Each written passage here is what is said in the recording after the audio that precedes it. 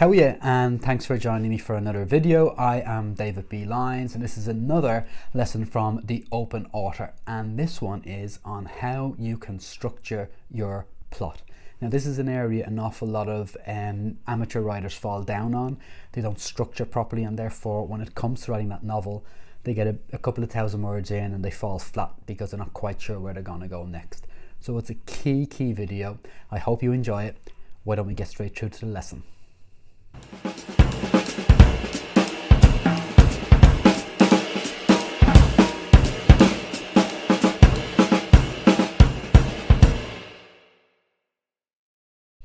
Okay, so how to structure your plot. I have 9 beats that I teach about all the time, that if you follow each of these 9 beats through the planning of your novel, you will get there, you will finish it, and you will finish a novel that is quite gripping and entertaining for your reader. So we're going to go through each of the 9 of those beats now, and don't worry, this isn't complicated. You will find that you'll be able to follow this. So beat number 1, I'm actually going to talk about pre-writing your novel. So beat number 1 is the bullet point plan, knowing your beginning and knowing your ending. So it's imperative that you know the beginning and the ending of your novel, because that will give you constant direction. Okay, you'll know where to start and you'll know where you're going to finish up. So they are, point A and point Z of your novel, and everything else in between you will write as you get there, although we're going to look today at how you can particularly plan through that. So knowing your ending, I know I've spoken to you about this before, particularly for a first time writer, is really key. So I'm going to teach you, I'm going to show you the whole process that took me through my debut novel Midday. So this is what my bullet point plan looked like for that novel. Okay, so let's take a look at this. So it began with the characters waking up. So these are just bullet points that I had in mind of how my story was going to go. Begins with the guys waking up. Somebody then breaks into their apartment and begins a tiger kidnapping. Vincent gets to the first bank while Ryan is held captive and is shitting himself. Dara's just walking around the apartment, and then Vincent gets the first 2 million from the first bank. So another bullet point then. Vincent gets to the second bank around about the time Dara finds cocaine in Ryan's apartment and they both begin to take some. Another bullet point. Jack is still following Vincent around as he goes to the banks. At one point, Jack goes to see an old friend to give himself an alibi. Another bullet point. Vincent manages to get all 8 million from the 4 banks, but when he gets back to the car with all the money, he is knocked unconscious by Jack. Another bullet point. Make readers hate Ryan. We need something really nasty. Another bullet point. Dara kills Ryan because the deadline of Midday wasn't met. Then we flash forward to 6 months later, and the big reveal: it was Vincent who was masterminding this whole robbery because he wanted his boyfriend killed and he wanted to start a new life for himself. Now they are just the light bullet points as an idea of where I wanted my story to go. That's all I had, about whatever many years ago it was when I first wrote this book. That's all I had, was about 8 or 9 bullet points of where I thought my story would want to go. I knew my beginning. It was about the guys waking up and then a tiger kidnapping happening. And I knew my ending, the twist, that it was Vincent who was masterminding this all along. The rest I filled up as I was going along.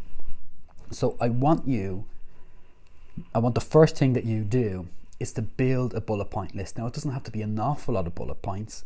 It can be just anywhere, I guess, between 8 and 15 bullet points is what I normally teach my students. And that will give you constant direction. Now I'm not saying you have to stick to those bullet points as you go on. You might go off in different ways. You might find your plot going in a different direction. But if you have bullet point list written out before you even begin, it will make the whole process of writing much easier.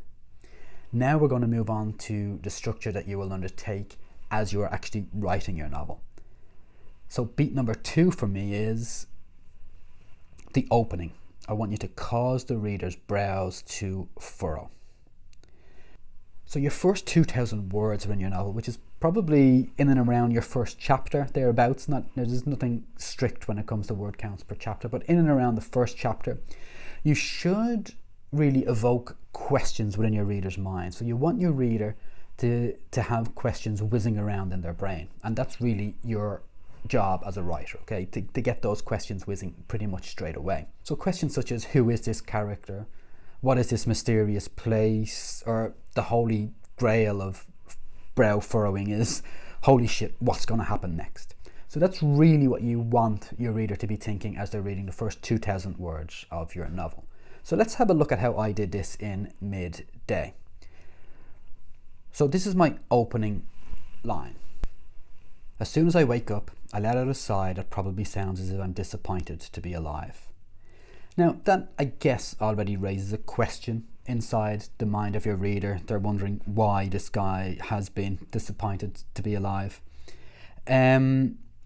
I mean, it's not a great opening line. It's certainly not going to win any awards for me, but it is an opening line that already evokes some questions within the reader. And I'm going to show you something actually from one of my favorite authors in a few minutes, an example of an amazing opening line, which is much, much better than mine. But I just want you to understand that your goal in the first 2,000 words is to sort of evoke questions within your reader. So then if we move on towards the end of my first chapter, now it's told from 4 different people's point of view, this book. So the end of the first person's point of view, you can see here his last bit of inner dialogue. Morning gorgeous, I call out as I re-enter the bedroom to place the mug on his bedside table. I get a grunt in return. Some mornings I feel like throwing the hot coffee into his pretty little face. And then moments later, just at the end of the first chapter, we have the point of view from his boyfriend, and the end of his inner monologue is like this.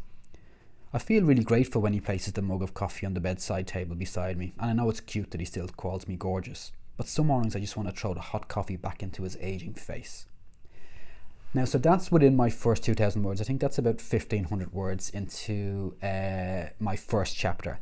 And already we're wondering what the hell is the relationship between these two guys. Because they both have this feeling of being annoyed by their lover first thing in the morning. So we've already evoked questions. What's going on in this relationship? Why is one feeling almost suicidal? And that's only in the first 1,500 words. So I've already have questions whizzing inside my reader's mind. So remember, the first beat that you want to do is to cause your reader's brows to furrow in the first couple of 1,000 words at least. Okay, simple enough. Now beat number 2 that you want to follow then is get to the hook.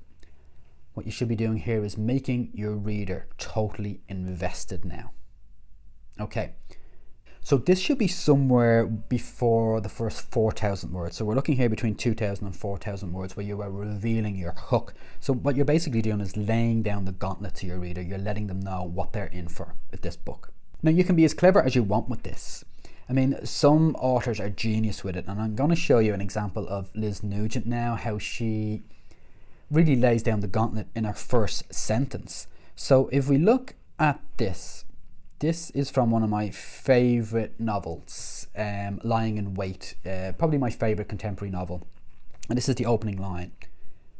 My husband did not mean to kill Annie Doyle, but the lying tramp deserved it. And that's it. So she actually has her hook in her first sentence. Okay? But I'm not saying that you have to do that you have to get this wow factor across in the first 24 words, as Liz Nugent does there in that book. But you should be getting it across in the first 4,000 words or thereabouts, because you want to really hook your reader in now. So you're basically explaining what the whole plot is going to be about. Now, how you do this is up to you in terms of your writing style, and I have other videos on writing style, but your essential goal here really should be to wrap the cord around your reader and drag them right in. Okay, you're going to grab them by the lapels and bring them into this novel. So you're giving your hook away, your plot away. So let's have a look at how I did that in midday. So here we are where the antagonist has broken into the gay couple's apartment. I hear Ryan's heavy breaths as he sprints towards us. It must be the quickest he's moved in a couple of years. The ugly prick points the gun at my boyfriend before kicking our front door closed behind him. Not a word, you two. In the sitting room now, he orders, motioning the gun up and down. I crawl to a standing position, my body trembling with disbelief. So here we have now the hook.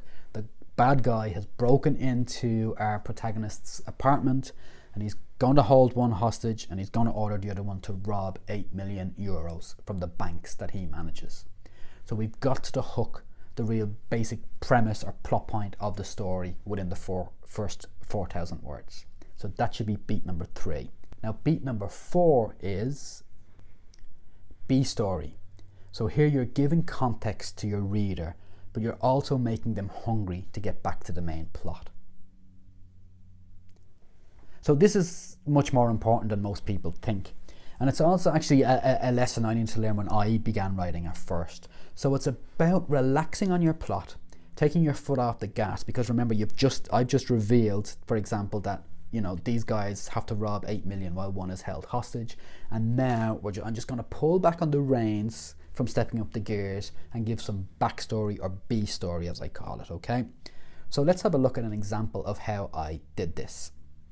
So Ryan, one of my characters, is being held hostage at this point, but then he just goes into an inner monologue. Every time my breaths get panicky, it brings me back to the afternoon I sat in my bedroom determined to tell my folks that I fancied men. It was about time I told them. I was 19 years of age and I'd known I was gay for at least 5 years. So here we have reflection, background story, and context to how this character will develop over the rest of the novel. So it's the B story underlining the main plot, okay? And then eventually this will all catch up on itself and it will be part of the twist, the end twist that happens. So B story is very important. It doesn't have to be backstory. It can be other context that you can give that sort of relate to the main plot but are underlining to the main plot. But it is imperative that you bring B story in some way. Because what's happened if you follow beats 2 and 3 that I spoke about, well then you've already raised the tension, and it's up to you then to sort of create a roller coaster ride for your reader. So you've already set them like this, and now you're just plateauing a bit to take the foot off the gas and relax the main acceleration on the plot for your reader, okay? So give them some context in B story, and that should be the next beat that you follow. And then we'll move on to another beat, which is action. So here you want to get your readers' hearts pumping. When I say action, I don't mean that this is just a tip for people who write thriller books. Action is getting to the nub of the actual action of the plot that you've created. So for example, in mine, we've already had the setup of the kidnapper coming in and holding one hostage and sending the other one out to rob 8 million. Well, now my action would be the process of that guy robbing the 8 million. Okay, so but if you write a romance novel, for example, your action might be your 2 lead characters meeting for the first time, or if you write a YA novel, it might be the person getting into the situation that you have already built in your plot. Okay, so action is really getting to the plot beginning, if that makes sense. So the actual premise that you built up is now underway, somebody has shot the starter gun, and we're off. So you have built the tension, then you've plateaued it a bit with a bit of B story or context or backstory, and now we're just about to take off into the action. So my example of that from midday would be this. Time to start robbing some banks. Vincent says that, okay. So that is really, here we go. We're about to get involved in the action. And so this is when your readers' hearts should be where you should be aiming to make your readers' hearts begin to thump faster, okay? So that is the next beat, and at this stage we're probably 1/3 of the way through the novel, about 33% of the way through. Then we move on to another beat, which is beat 6, escalation. Get your readers' hearts thumping even more. So in beat 5, you raised the action, you introduced the action, and you made your readers' hearts thump. But now we're really going to get to the hub of it. We're going to really dig into that action and get your readers' hearts thumping even more. So after turning up the heat of the action, we're going to turn it up even more. We're going to make it sweltering hot. Now again, this is not just for thriller books. I know I'm giving you an example from a thriller book, but you can be using this in romance or in horror or in YA or in fantasy, whatever sort of, or whatever genre of novel you want to write. All of these beats count. So this structure counts for any particular genre. But we'll take a look at an example of escalation from midday. So we already know that Vincent has begun to rob the banks, but then this happens. When I finally see Vincent emerge from the car, he doesn't look right. He's really pale. He seems faint. As he and John walk towards the back of the car to retrieve the cases, Vincent collapses to the ground on all fours. What the hell is going on? So now we have Vincent midway through robbing the banks and he collapses. So it might put the whole plan in jeopardy. And Ryan, remember, is being held hostage at gunpoint, and this puts his life really at jeopardy. So we've turned up the action, we've escalated the action, and hopefully the aim there is to get the reader's hearts thumping even more. And this would be about halfway through your book now, where hopefully you have your reader gripped to the page. So we really grab them by the throat now, and we really have them invested in what's going to happen next to these characters. And then we move on to the next beat, breaking point. Can you make your readers feel genuinely worried? So after turning up the heat with beat 5 and then even further with beat 6, what we're going to do now is totally turn it down. We're going to make your readers shit themselves or get really worried that this whole thing is not going to work out the way I thought it was going to work out. So we're dropping the escalation totally here. So remember, we're bringing our readers on a roller coaster. Now we're dropping down, okay? So beat 7, and maybe 2/3 of the way through your book, as a rough estimate, breaking point. So your protagonist loses all hope perhaps, and he doesn't quite know, or she doesn't quite know what's going to happen next. Therefore, neither does your reader know what's going to happen next. So from thinking they were in control of the story, your reader has now lost control of understanding what's going to happen next. So we want your reader's heart rate to drop. That's our aim here. And this is what I did in midday to bring in this beat point. So here Vincent is talking to one of the staff at his bank as he is almost getting ready to finish up the robbery, or taking the 8 million from his employees. So let's have a look at this. "Boss," says Ken into my face, following up after a further silence. I can't answer them. I'm stumped. My improvisation skills are normally so good. As they talk over each other, trying to get the grips with what's happening so far this morning, I peel my spine vertebrae by vertebrae from the back of the chair. "We're being robbed," I sob. So Vincent gives in. He tells people, or he tells his staff and his fellow employees that they're being robbed, and this is a really what the fuck moment for the reader. So they've gone from being in control of the story, and your protagonist has gone from being in control of the whole plot, and now it's just falling apart. He's had to admit to somebody that this plan is falling apart. He's admitted that they're being robbed, and now all looks lost.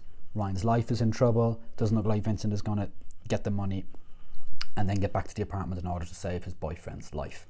So we have gone from action and then escalating that action to now a boom, a thunder drop, or as I call it, the breaking point. So it looks like all might be lost. And here, as I said, we're about 2/3 of the way through the story, and your reader is really getting confused and starting to feel worried. And then we move on to beat number 8, which should happen more than 3/4 of the way through the story. So you're probably at about 80% now, and that is reignite the mission. Get the reader back to the edge of his or her seat. So if you watch an awful lot of movies, you'll recognize this beat. It's I guess it's when the protagonist sort of comes up with a fresh plan when it seemed all was lost, because remember, we've just followed on here from breaking point beat, where it seemed as if Vincent was not going to get through this. He'd admitted to other people that the banks were being robbed, and Ryan's life is really in jeopardy now. So if you've read or even watched The Hunger Games, you'll know about Katniss feeling as if all is lost before she finds her inspiration again. I think Haymitch has a word for it, yeah, but that's The Hunger Games. A great trilogy of books, by the way. But yeah, you can see that beat quite evident then in book 3 of this, towards the start of book 3, and then she reignites the mission again. So that's what this is, beat 8, reigniting the mission and getting your readers to the edge of their seat because your protagonist has got a new plan again. And this is how I did it in midday. "You are, boss," Ken says in one breath, swinging the 2 briefcases towards me before I lift the phone to my ear. "Go get Ryan." So his employees, or his staff, have actually allowed him to rob the banks in order to go back and save Ryan's life. So the mission is reignited here, and the reader is back to the edge of their seat thinking, holy shit, what's going to happen here? Time is running out. Remember, midday is time sensitive, and I think we're at about 5 minutes to 12 here, and he's just got to try and race back to his apartment to save his boyfriend's life. Not much time left, and that time sensitivity has allowed me really to play into these beats particularly well. So that is beat number 8, reigniting the mission, and it's the next step that you should follow when you are planning the structure of your entire plot. And then we get on to the last one, which is beat number 9, which is the resolution or twist. So you're making the reader's eyes pop out of their head. So this is basically the ending of your story. How are you going to tie it up? How are you going to explain all that's gone on beforehand? Now, if you're writing thrillers in particular, whether that's horror or crime or psychological, you're most likely going to want a twist in there. And you probably know my twist at the end of midday because I've explained it in the plot points that we did in beat number 1. But that's essentially what you're looking for here. If it's a romance novel, you might be looking to tie up that romance, or whatever way you want to play it. Maybe they don't get together in the end, but you're looking for the resolution to the whole plot that you've drawn beforehand. So remember, you've taken your reader on a roller coaster. This is the last stop. And one thing I want to say to you about endings is you might write an amazing book. 95% of your whole novel might have followed those beats in it. You might have had your reader interested in asking questions initially, and then their heart rate escalates as you get to the action and the escalation, and then you plateau, and then you reignite the mission, and you do all these beats and have your reader absolutely intrigued by your novel, but you can let them down with a bad ending. And the thing about a bad ending is the ending is what a reader will take away from a novel. So if you've entertained them for 95%, but the last 5% is shit, well, they're going to remember that 5% more so than the 95%, and it will reflect in your reviews, and it may not even want that reader to pick up your next book. So the ending is absolutely critical. It's probably the most critical part when it comes to plotting out. So you have to have a good ending, which is why I always preach that you should come up with your ending even before you start, because it's difficult to come up with a great ending if you're just pantsing your way through the novel, particularly for a first-time writer. Now, there are loads of great writers that do pants, but they're experienced at it and they know how to plot out these beats. So make sure your ending is absolutely key, unique, intriguing, and fascinating to your reader. So we'll just have a look at the midday ending. I don't think midday by any means is the greatest novel ever written, but I thought it was a really good novel that follows these beats that will teach you exactly the type of tempos required throughout. And it is the very first book I wrote, and I thought that was quite interesting for you to see what I did my first time around, to see if any way you can sort of replicate the beats, not necessarily the plot or my style of writing, which you might not necessarily even think is that great, but just these beats, which is key, which is I'm trying to teach today. So the ending of midday. The glare of the low sun makes me blink as I push through the glass door. It reminds me of the morning of the killing. A waiter greets me with a friendly smile, but I don't need his assistance. I know who I'm looking for. There's no mistaking the back of that head. It's always had more hair on it than mine. He feels my presence and spins around just before I get to him. We did it, he whispers into my ear as he bear hugs me. We squeeze each other so tight that I feel our organs kiss. I guess we are as one. Yes, we did it, I reply before leaning off him.